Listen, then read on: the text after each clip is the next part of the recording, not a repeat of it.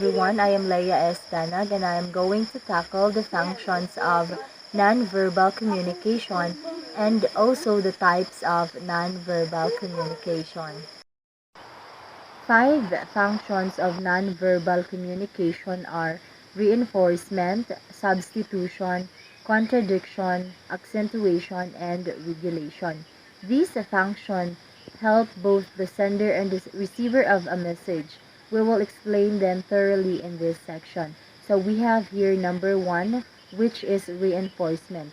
This function means that you can use nonverbal communication to duplicate and support a verbal message.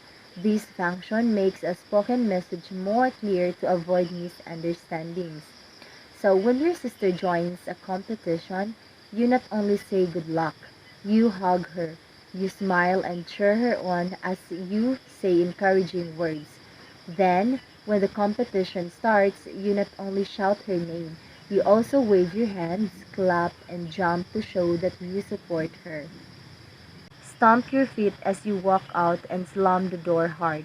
The combination of your verbal and nonverbal messages confirms your anger. Now imagine the scenarios above without the body language. Imagine yourself saying good luck to your sister without sounding excited. Imagine telling your brother that you're mad at him without frowning or raising your voice. You seem like a robot, don't you? Also, your siblings think that what you say may not be true. This is what the reinforcement function is for. It adds clarity and emotion to your message so the receiver can understand what you mean. In fact, your nonverbal cues give the meaning and emotion to your verbal message. The meaning of words depends on the sender's tone and body language. Saying good luck with a crossed arm and a low voice can mean you don't want your sister to win. Saying it with a chuckle and an eye roll can mean that you don't think she can win. People use the reinforcement function when applying for jobs. In interviews, employers are very observant of body language and paralanguage. They give clues to your thoughts and emotions because they're involuntary. So, you should master this function. When you talk, use the correct hand gestures with good timing. Moderate your voice, speak at a good pace, and mind your posture. All this can support your claims of being a good candidate. Remember that nonverbal cues have different meanings in other countries. This is helpful if you travel a lot. Sec- Second function, we have substitution. So there are times when nonverbal communication is enough to send a message. It can be more expressive and meaningful than words. In many cases, it's easier to do and understand. Also, it can be performed in various ways. So, it's a versatile communication tool. Some of the most common substitutions we use are waving our hands instead of saying hello or goodbye. Oftentimes, we also hold a hand up instead of asking someone to stop talking. When our loved ones break down or lash out, we choose to touch them gently rather than telling them to take it easy. In these scenarios, our nonverbal cues are better tools than words in expressing a message. Aside from gestures, nonverbal communication is also achieved through eye contact and closeness. For example, if you want a person to leave you alone, you can simply give him an intense stare and move closer to him. We can also see mean people do this. They often take up other people's space as a way of intimidating them or driving them away. Moving into someone's space sends a much stronger message than telling them to go away. One of the best uses of the substitution function is as a solution to language barriers. People use different languages, while others can't speak at all. Babies, for example, are not able to use words, but We can observe their reactions and body language to know what they want. When you visit other countries and cultures, you will rely on nonverbal communication. This is how you make sure you understand what the natives are saying. For example, they act out what they say when they give you directions or explain something that's new to you. Nonverbal communication also substitutes words when dealing with heightened emotions. When receiving great news, you often live in happiness rather than saying, I'm so happy. When you get hurt, you will find yourself speechless but in tears. When something shocks you, your body responds with a dropped jaw. You won't even be able to say a word. Another useful use of substitution function is in insensitive situations. Sometimes words should not be said out loud because of the effect they may have on other people. In these cases, it's better to give nonverbal cues than to say something. We also use gestures to send silent messages to people that we don't want others to notice. An example is when we're attending a meeting or seminar. You use gestures to excuse yourself so you don't disturb other attendees. This function in the five functions of nonverbal communication is also useful when your surroundings are noisy or crowded. When you're in a concert with a friend, you use signs and signals to communicate. The same can be done in restaurants. To avoid disturbing other diners, you signal waiters instead of calling out to them. Despite all the benefits of this function, we have to be careful in using it. Without words, nonverbal cues can be confusing. They can mean different things to other people. To some degree, they're subjective because people have different ways in gesturing messages. Third function is contradiction.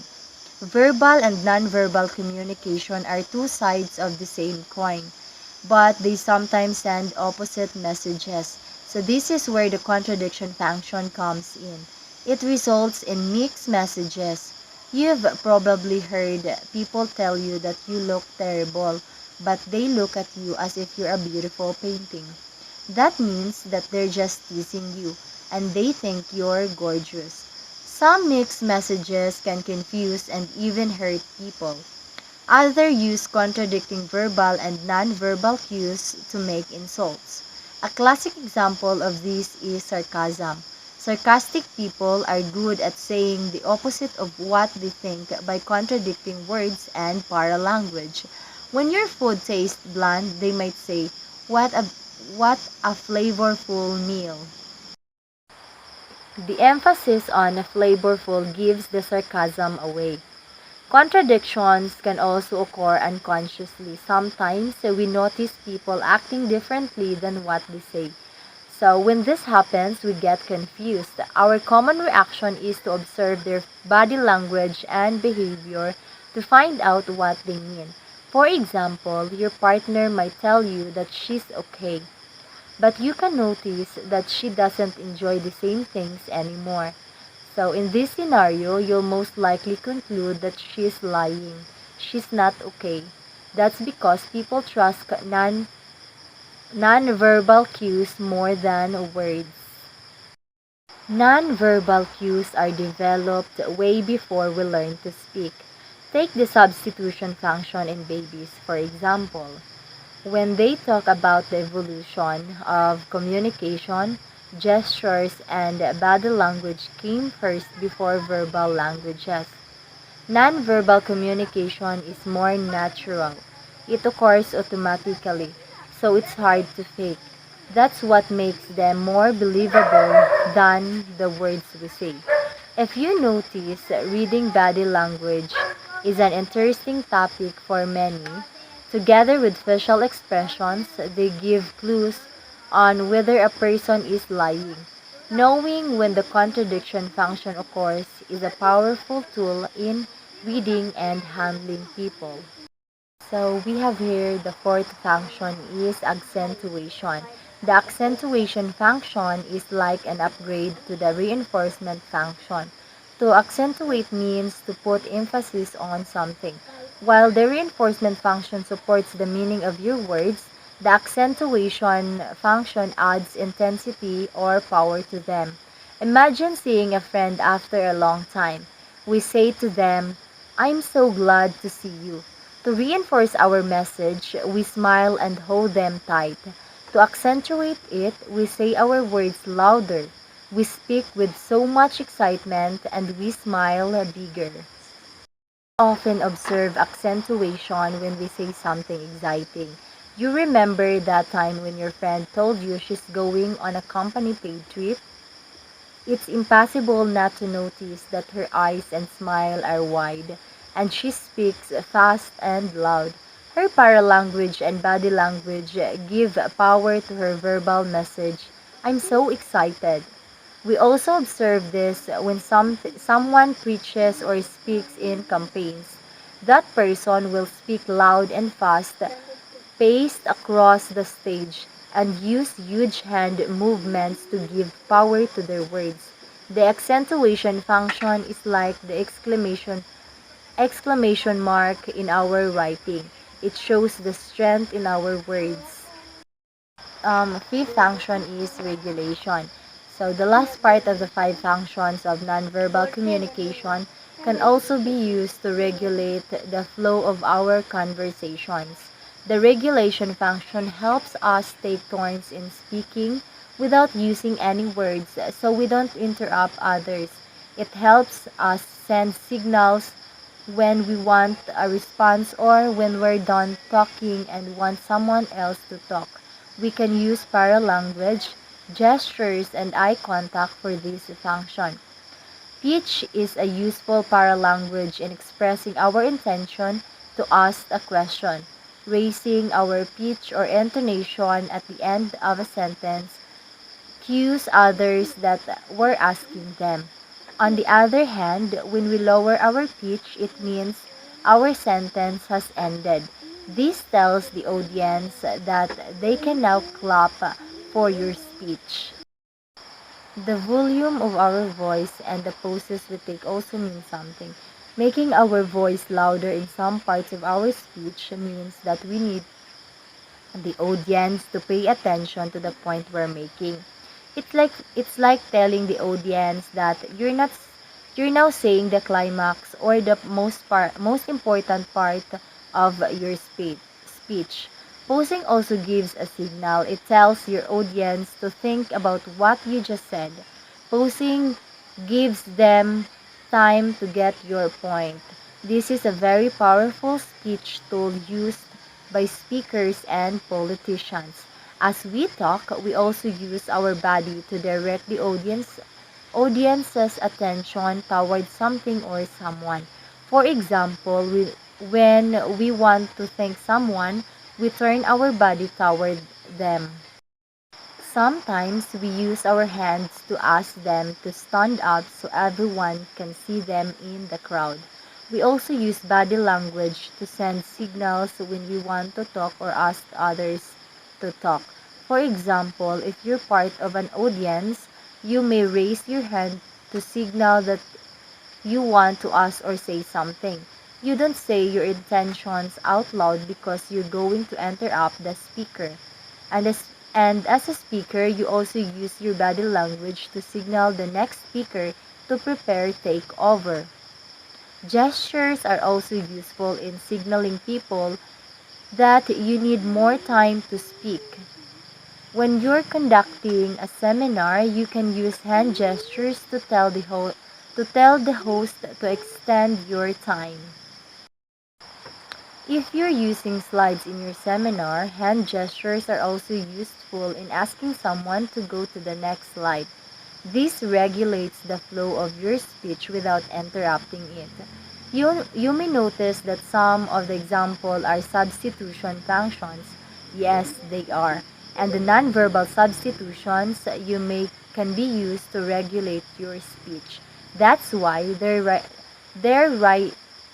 written in this section. So The regulation function is very helpful in formal speeches. It's, it's also helpful when you facilitate conversations as long as the meaning of the nonverbal cues you make is the same to everyone involved. Now let us proceed to the types of nonverbal communication. Nonverbal signals are far more subtle than uttered words, but they're no less important. These cues reveal the meaning behind what someone is saying, their true feelings, and if they're listening to your half of the conversation. So outside of conversational cues, nonverbal behaviors are crucial to bridge language gaps. Even when two people don't speak the same language, body language can help foster knowledge and understanding. Nonverbal communication skills can also help create a more diverse and inclusive workplace. For example, some people with physical disabilities might struggle with their nonverbal cues. Plus, possessing the skills to communicate with nonverbal individuals is vital. For example, teachers with these skills see more success with their students. So, when talking with your boss, co-workers, and clients, you can use nonverbal communication to gain a competitive edge. So finally, your ability to use nonverbal communication can affect many areas of your life, including how you connect with others. So this is why understanding the types of nonverbal communication is so important. First type is facial expressions. The look on an individual's face is often the first thing we see. A smile, frown, or grimace tells a lot about their mood and how the subsequent conversation will go. Expressions of happiness, sadness, anger, and fear are universal emotions and a key form of nonverbal communication. Second type is kinesics. Kinesics or gestures are conscious body movements like waving, pointing, and giving a thumbs up or down. One's culture typically determines what gestures are socially acceptable and which are rude. For example, in westernized countries, glancing at your watch suggests I need to be somewhere. In contrast, many Middle Eastern populations consider this rude. They are more likely to believe a conversation should continue until it ends naturally. The third one is paralinguistics. Paralinguistics, also known as vocalics, refers to the aspects of verbal communication that aren't the words themselves. Your tone of voice, loudness, and pitch are common aspects of paralanguage. This type of communication is powerful since altering your voice changes the meaning of a sentence. Think about all the ways you can use the phrase, I'm fine. If you say it quietly, you might be feeling dejected. But if you say it forcefully, someone might detect your defensiveness.